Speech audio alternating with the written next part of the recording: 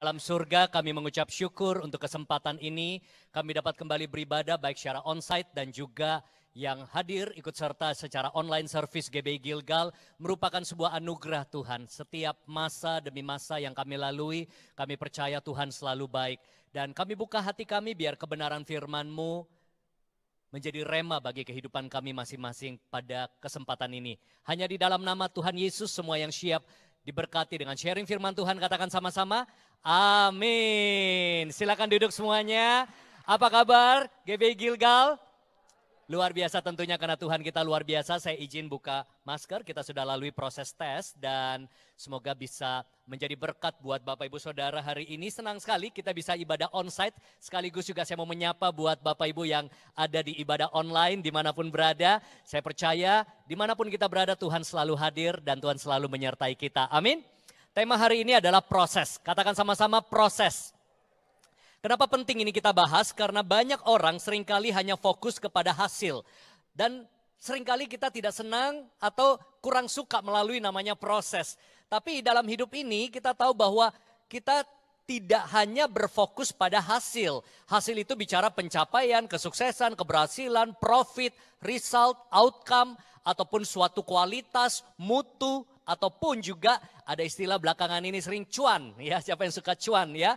Nah, tetapi hasil itu bisa kita peroleh atau seperti apa hasil yang kita dapatkan itu sangat ditentukan dari proses yang kita lalui. Dan tentu saudara setuju kalau saya katakan menghasilkan produk yang bagus dan berkualitas butuh proses. Meraih pencapaian sukses dan keberhasilan butuh proses ya. Bapak Ibu yang di rumah juga boleh ikut menjawab ya. Mempunyai bentuk badan yang ideal bagi pria atau wanita butuh mengembangkan kualitas karakter yang baik dan dewasa butuh, memiliki pertumbuhan rohani butuh, bahkan membangun keluarga yang harmonis dan bahagia butuh, memiliki pelayanan yang berdampak luas dan terus jadi berkat yang luas bagi banyak orang butuh.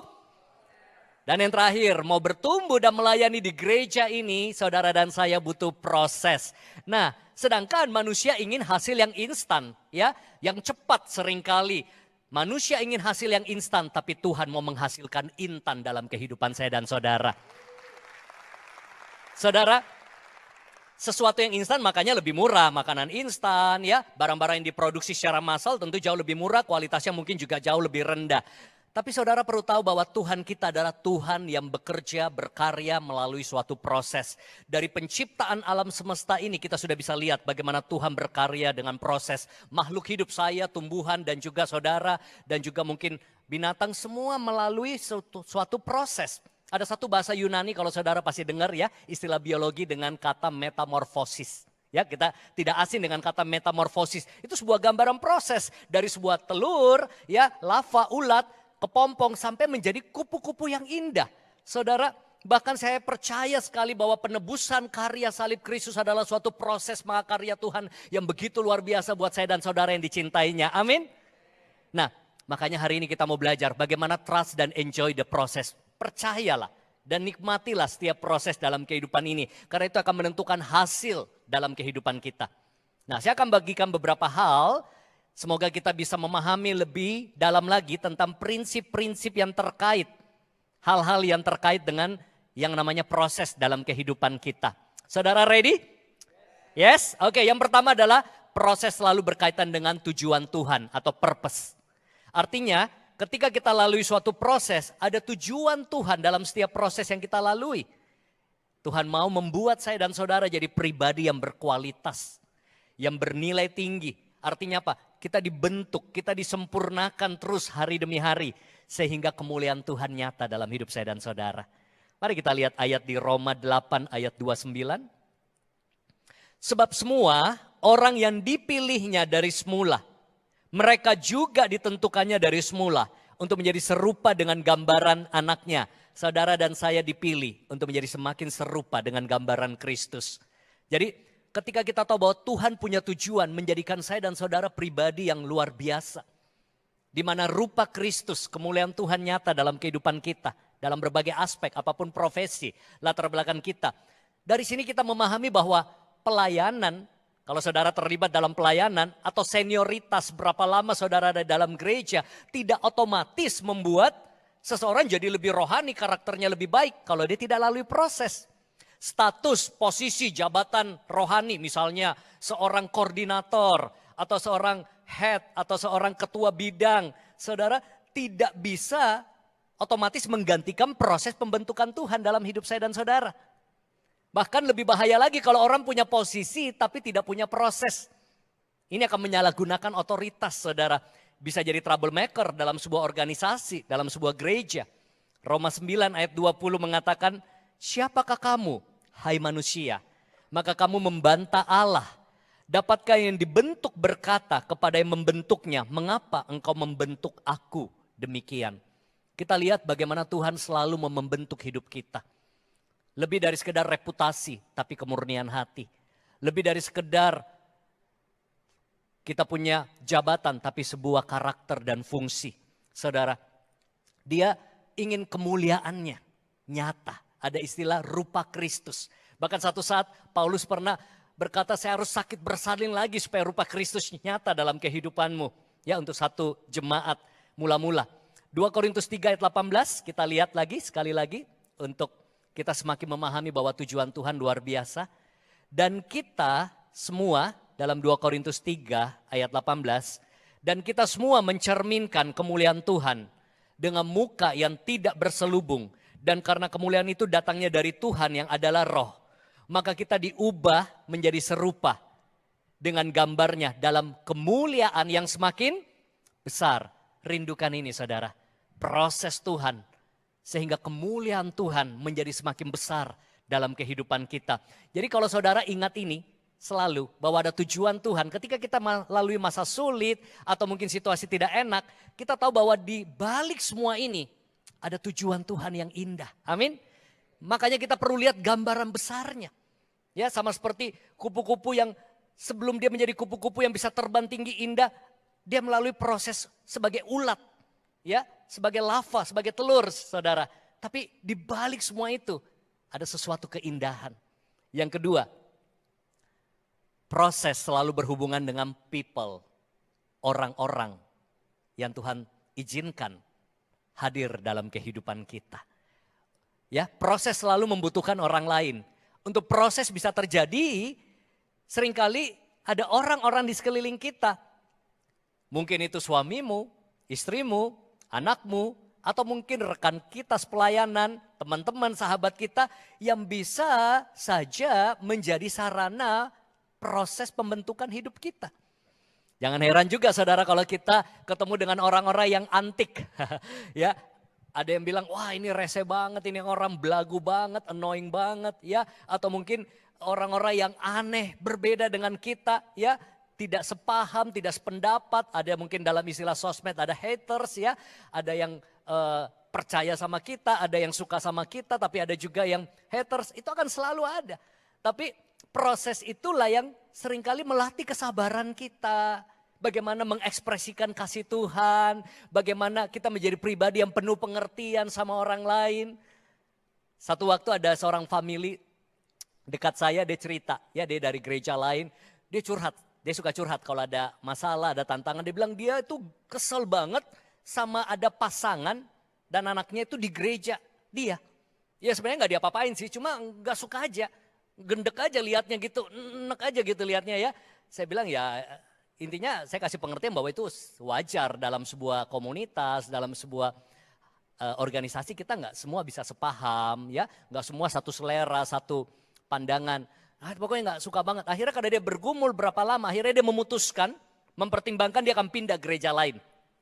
Supaya dia gak usah, kalau gak dia rasa berdosa terus ya tiap kali ke gereja, ya sukacitanya hilang lihat orang ini.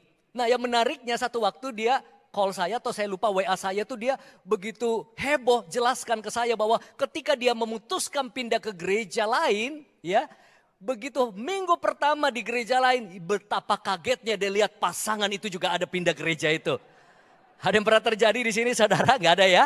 Nah saya langsung bercanda sama dia, saya bilang mungkin dia juga berpikir dan bergumul melihat kamu sekeluarga. Dia memutuskan untuk pindah dan Tuhan pertemukan kembali di situ ya.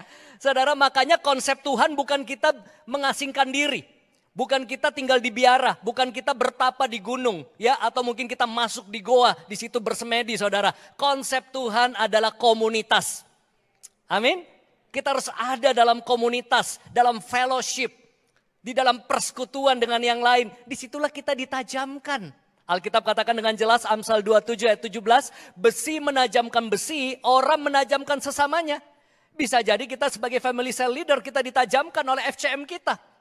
Ayo FCM, siapa yang suka menajamkan leadernya? Ya, saya banyak punya FCM yang menajamkan hidup saya.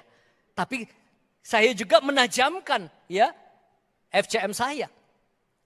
Atau kita sesama family cell member atau sesama jemaat, ya, saling menajamkan. Di kantor kita ketemu bos yang mungkin menajamkan hidup kita, teman kantor, teman bisnis, klien, supplier, macam-macam, ya.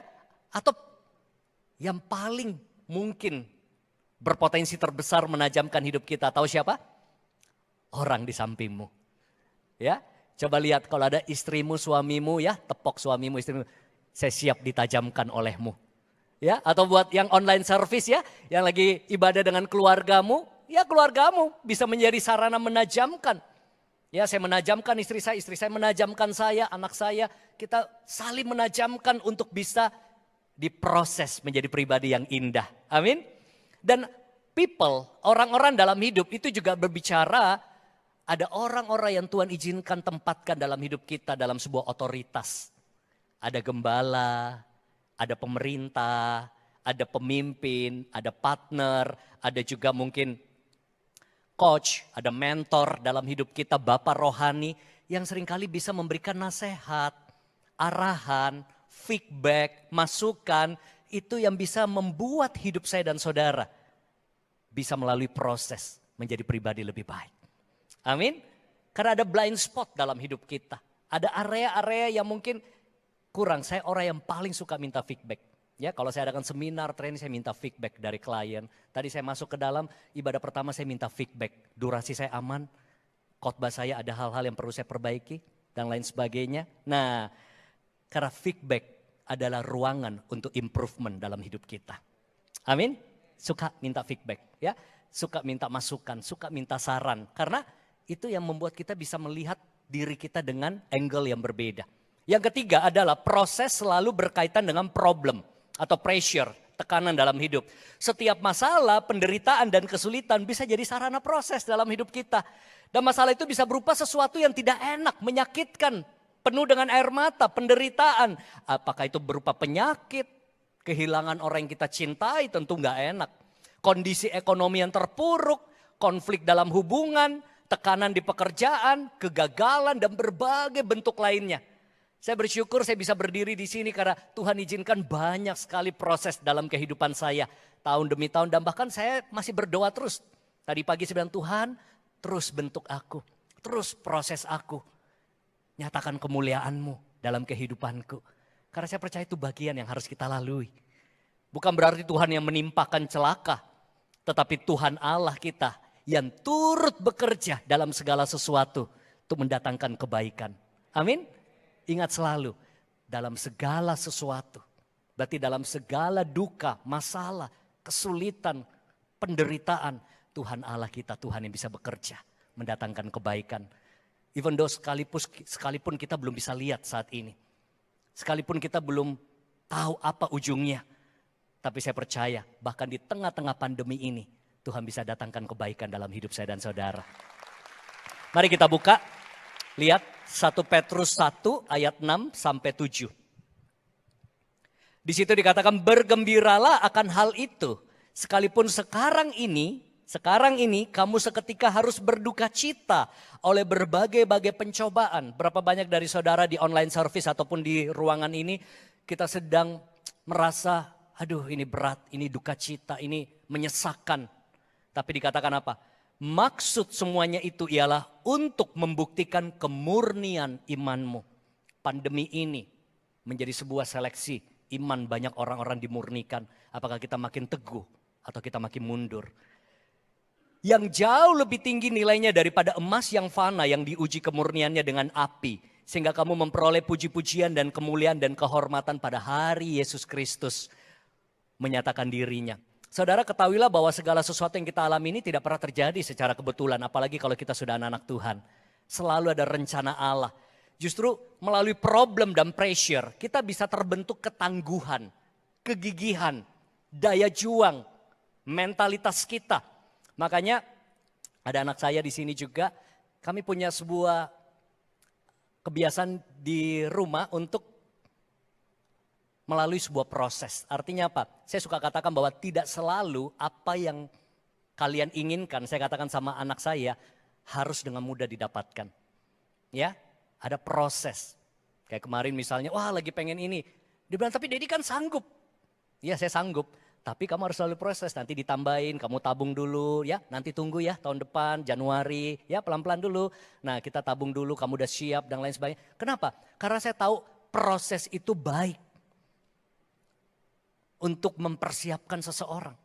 Sama, kalau kadang-kadang kita lihat Tuhan kok doa saya belum dijawab. Janjimu mana gak kenyataan. Tapi saya percaya di hati seorang Bapa di surga. Dia tahu kapan waktu yang tepat buat kita. Coba bayangin kalau anak kita baru 13 tahun. Seandainya misalnya dia sudah minta untuk nyetir mobil. Itu kan akan sangat berbahaya buat dia. Tapi anak saya paham banget, dia tahu oh ya nanti udah gak sabar. Nanti kalau sudah 17 tahun ya, nanti udah belajar mobil, ayo misalnya. Nah makanya ada istilah no pressure, no diamond. Ya, pernah dengar khotbah saya beberapa tahun silam ya, bagaimana tentang proses pembentukan sebuah berlian. No pressure, no diamond. Jadi sesuatu yang berbobot itu melalui sebuah pressure. Seperti pepatah bijak berkata, saya suka, saudara bisa baca di layar, laut yang tenang tidak pernah menghasilkan pelaut-pelaut yang hebat. Ini pepatah bijak ya, artinya apa? Saya yakin dan saya berdoa melalui pandemi ini akan ada banyak muncul jemaat-jemaat yang hebat, yang kuat, yang lebih tangguh, yang siap menghadapi badai-badai kehidupan lainnya.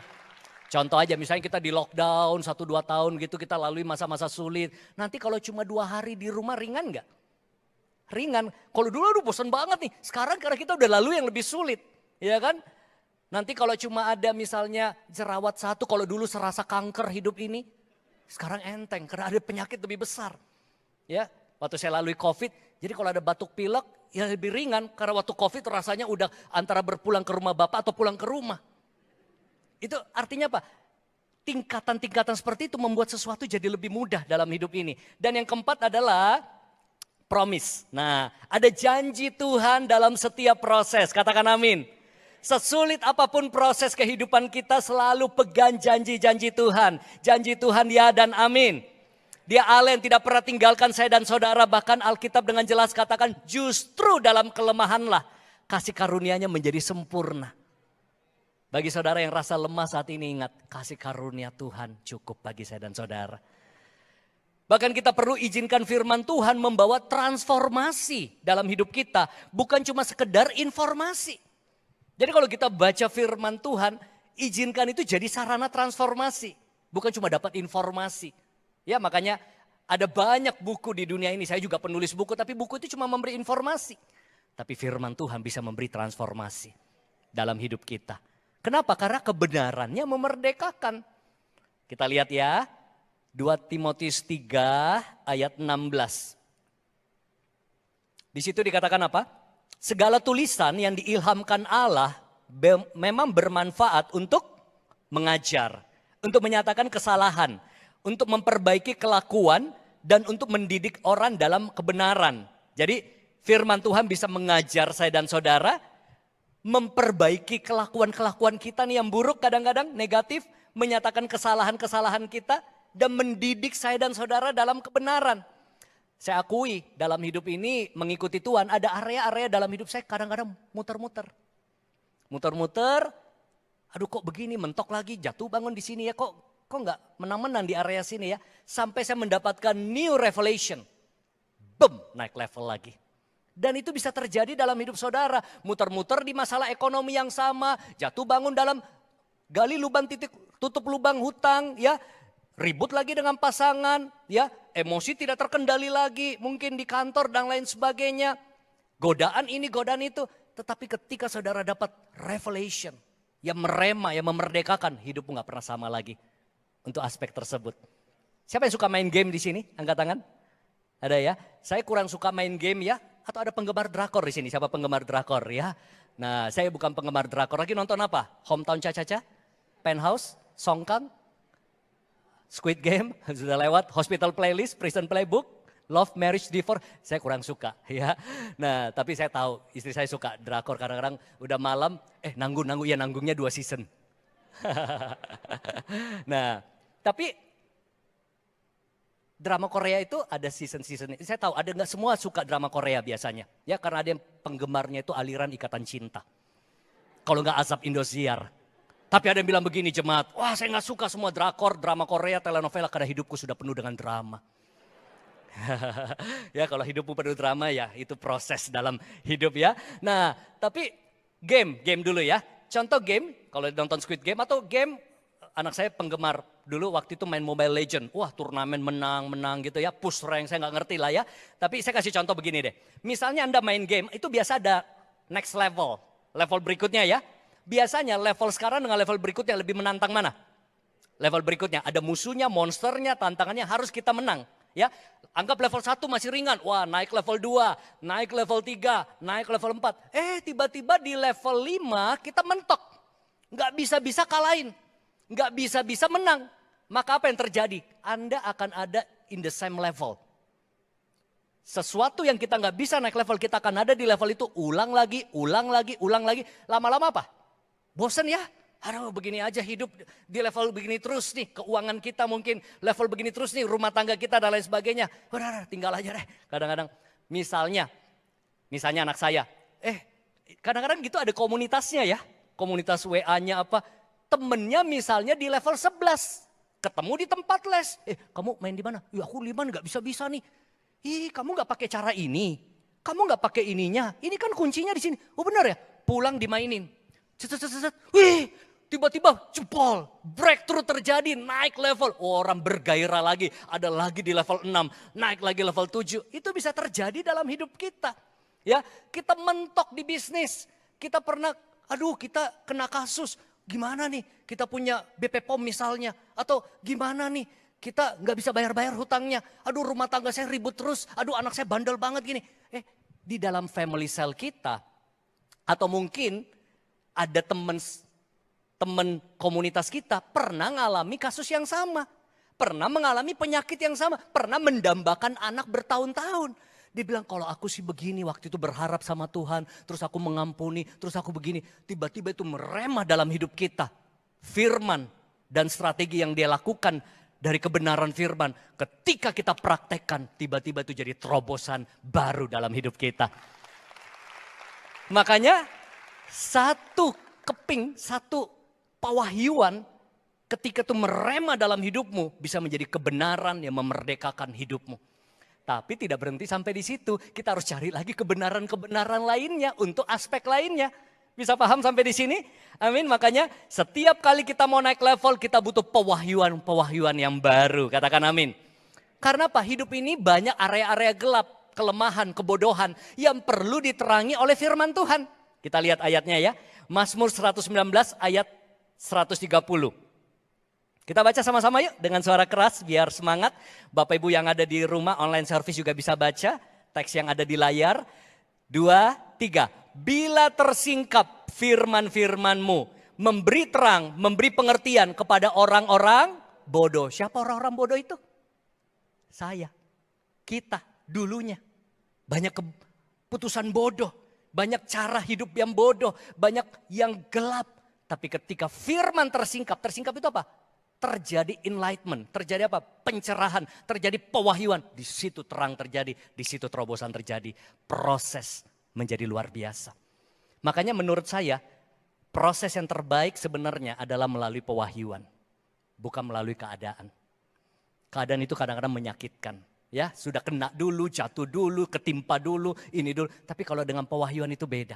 Makanya ada istilah begini, saya sering sampaikan. Kunci perubahan diri adalah kesadaran diri. Katakan sama-sama sadar diri. Kita mau berubah apa kalau gak sadar diri? Oh kita nggak sadar kekurangan, kita nggak sadar kalau kita menjengkelkan, kita nggak sadar kalau ngomongan kita tuh nyelekit misalnya. Nah kita butuh sadar diri, nah butuh orang-orang kadang-kadang menyadarkan kita. Ya butuh firman menyadarkan kita, butuh keadaan menyadarkan kita. Nah kesadaran diri memimpin pada perubahan diri. Ya dari perubahan diri terjadi pengembangan diri. Dari pengembangan diri terjadi pencapaian-pencapaian diri. Nah yang repot di luar sana banyak orang nggak sadar diri. Yang ada apa? Lupa diri. Paling repot kalau hidup sudah tidak tahu diri. Ya, jadi biasakan selalu sadar diri. Kalau kurang bisa sadar diri, minta istri sadarkan diri kita. Saya suka minta, ada kekurangan apa lagi? Ada masukan apa lagi buat saya? Supaya apa? Kesadaran diri membawa perubahan. Amin. Yang kelima, power.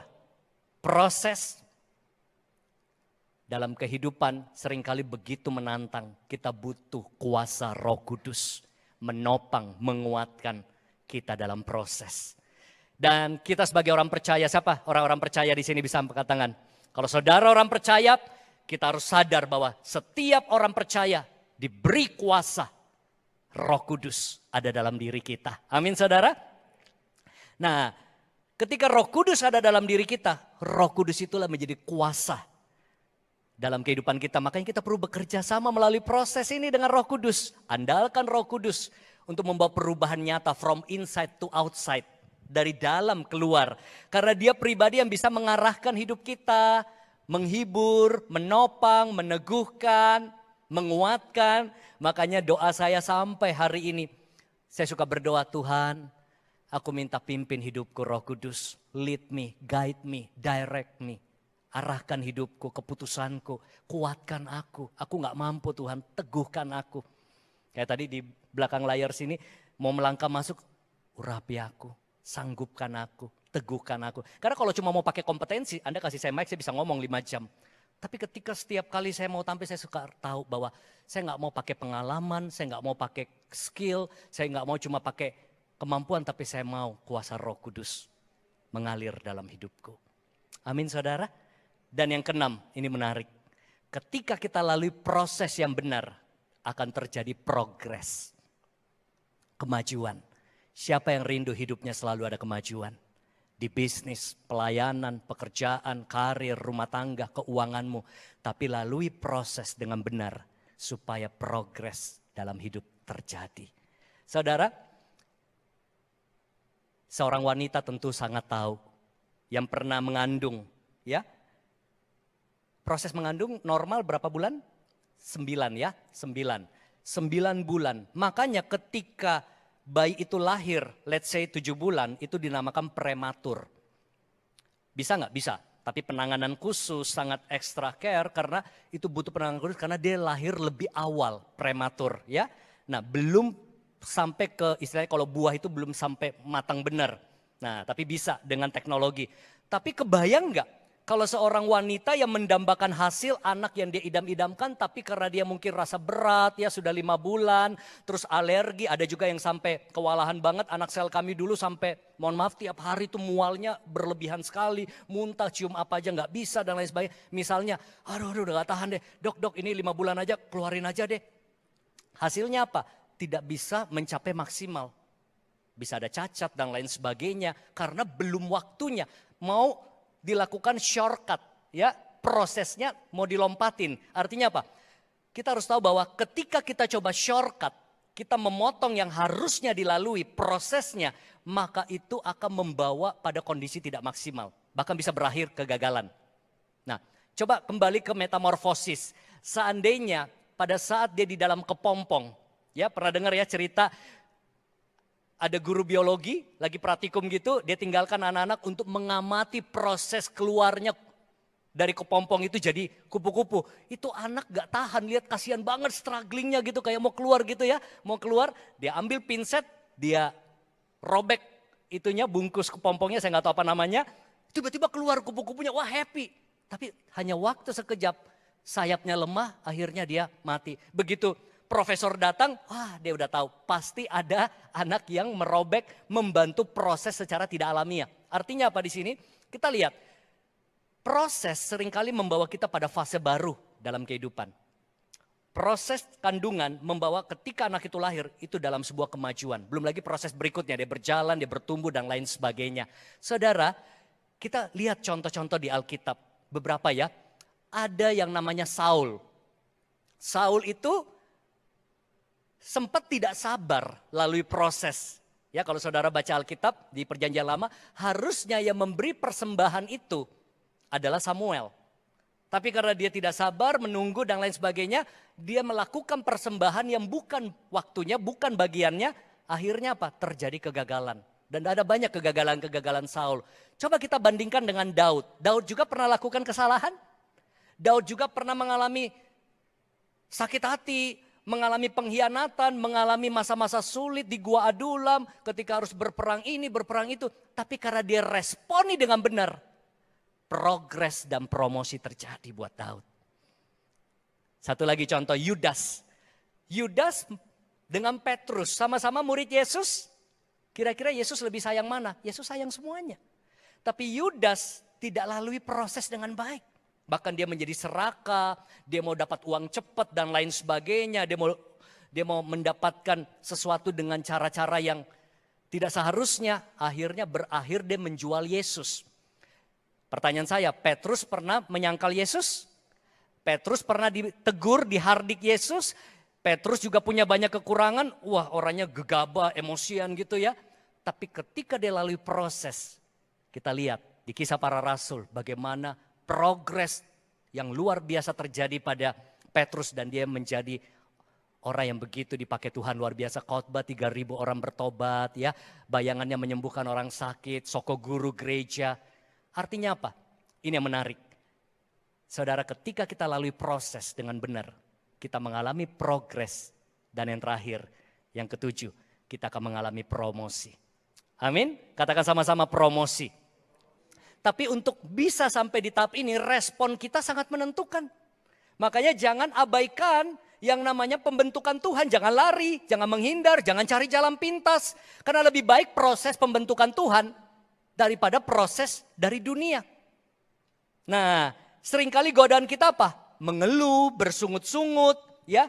Makanya banyak orang tidak ada perubahan nyata dalam kehidupannya. Muter-muter aja di keluhan yang sama, di masalah yang sama, saat konseling curhatannya sama. Ya kalau tidak lulus ya tidak lulus, tidak kemenang, maka dia tidak bisa naik level, dia harus mengulang. Saya bacakan satu ayat ya dari Israel. Masih ingat bangsa Israel di padang gurun lama muter-muter karena enggak menang-menang. Ulangan 8 ayat 2. Ingatlah kepada seluruh perjalanan yang kau lakukan atas kehendak Tuhan Allahmu di padang gurun selama 40 tahun. Ini prosesnya, lihat maksudnya. Dengan maksud merendahkan hatimu dan mencobai engkau untuk mengetahui apa yang ada dalam hatimu, yakni apakah engkau berpegang pada perintahnya atau tidak. Jadi saudara, penting sekali kalau saudara lalui proses respon yang benar. Ya, jangan lari, jangan hindari, lalui dan menang bersama Tuhan. Karena progres membawa promotion. Proses mempersiapkan kita untuk promosi dari Tuhan. Ayat terakhir. Mazmur 75 ayat 7 sampai 8. Sebab bukan dari timur atau dari barat dan bukan dari padang gurun datangnya peninggian itu. Tetapi Allah adalah hakim. Direndahkannya yang satu, ditinggikannya yang lain. Berapa banyak dari saudara mau dipromosi oleh Tuhan? Katakan sama orang di sebelahmu, lalui proses. Ya, saudara, trust and enjoy the process. Percaya, cintai, nikmati setiap proses. Sekalipun mungkin gak enak. Bahkan di toko-toko Alkitab pun yang Tuhan promosi luar biasa, lalui proses. Kita sudah banyak dengar khotbah-khotbah tentang tokoh-tokoh Alkitab lainnya. Tapi ingat ini sebagai penutup saudara. Semakin besar pesawatnya, semakin panjang runway-nya. Semakin tinggi sebuah gedung, semakin dalam pondasinya. Semakin bagus sebuah produk yang berkualitas, bermutu, semakin complicated proses pembuatannya. Kalau saudara hari ini datang, Tuhan kok rumit hidup saya? Kok panjang ini proses sampai kapan? Kok begitu mendalam dampaknya dalam hidup saya? Siap-siap. Tuhan kerjakan progres dan Tuhan mau promosi yang besar dalam hidupmu. Amin. Mari kita bangkit berdiri. Kita lihat kembali di layar sebagai rangkuman bagaimana kita bisa mencintai, menikmati, dan mempercayai setiap proses. Ada tujuan Tuhan. Ada orang-orang yang Tuhan libatkan seringkali dalam hidup kita sebagai people. Ada problem yang harus kita kadang-kadang harus lalui. Salah satunya pandemi ini. Ada janji-janji Tuhan yang bisa kita pegang. Ada kuasa Roh Kudus yang menguatkan kita. Dan kalau kita lalui, nikmati progres, kemajuan dalam berbagai aspek hidupmu. Dan nikmati promosi dari Tuhan. Mari kita nyanyikan lagu ini sebagai yang hadir di ruangan ini onsite maupun dalam ibadah online. Engkau merasa proses-proses yang engkau alami saat ini begitu sulit, begitu berat, begitu menantang. Engkau rasa begitu sesak, menderita, ataupun kita nggak tahu arahnya akan kemana. Engkau bingung, engkau galau. Berapa banyak dari saudara, kalau engkau merasa engkau butuh Tuhan, kekuatan yang baru, kekuatan Roh Kudus menopang di masa-masa proses ini. Maukah engkau angkat tangan dan saya akan berdoa. Apakah engkau ada di onsite ataupun di online service. Terima kasih Tuhan. Engkau lihat tangan-tangan kami terangkat. Ini tanda kami butuh Engkau Tuhan. Sekalipun kami nggak tahu proses ini berapa lama, sampai kapan. Dan kami rasa begitu berat, tapi kami tahu ada tujuan Tuhan yang indah melalui setiap proses ini. Kami minta kekuatan Roh Kudus, kasih karunia Tuhan menyertai, menopang setiap jemaat Gilgal yang ada di ruangan ini maupun di ibadah online. Aku berdoa biar setiap proses ini kami dapat responi dengan benar. Kami mengalami progres, promosi dari Tuhan, ada kemenangan pada akhirnya. Beri kami pewahyuan-pewahyuan-Mu Tuhan. Didik kami, singkapkan banyak hal melalui proses ini. Karena kami percaya, biar kemuliaan Tuhan dinyatakan. Rupa Kristus makin nyata dalam hidup kami. Terima kasih Tuhan untuk firman-Mu. Dalam nama Tuhan Yesus semua yang diberkati katakan sama-sama. Amin. Tuhan Yesus memberkati.